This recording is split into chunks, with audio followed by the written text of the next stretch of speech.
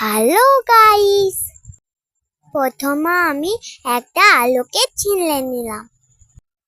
ছিলে নেওয়ার পর গোল গোল ভাবে পাতলা করে কেটে নিলাম। কেটে নেওয়ার পরে চলে ভালোভাবে ধুয়ে নিলাম। ভালোভাবে ধোয়ার পর একটা কাঠির সাহায্যে আমি আলুগুলোকে ডিজাইন করে নিলাম। এক এক করে আমি সবকটা আলুকে ডিজাইন করে নিলাম। তারপর কড়াই জল দিয়ে দিলাম। তারপর অল্প নুন দিয়ে দিলাম। জল আর নুনটাকে ভালোভাবে গলে নিলাম।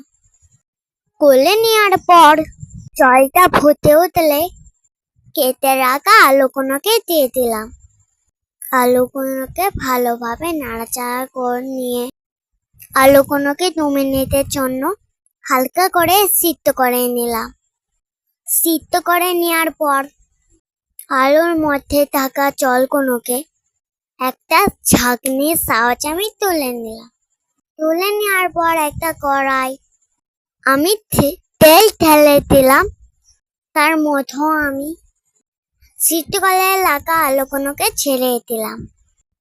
ছেড়ে দেওয়ার পর আলুগুলোকে আমি উলট পালট করে লাল লাল করে ভালোভাবে ভেজে নেব। ভেজে নেওয়ার পর আমি তুলে নেব। তুলে নেওয়ার পর ভাজা আলুর ওপর ঝাল ও বিট নুন দিয়ে ভালোভাবে মাখিয়ে নেব। বন্ধুরা, খেতে খুব দারুণ হয়েছিল। Like, comment, subscribe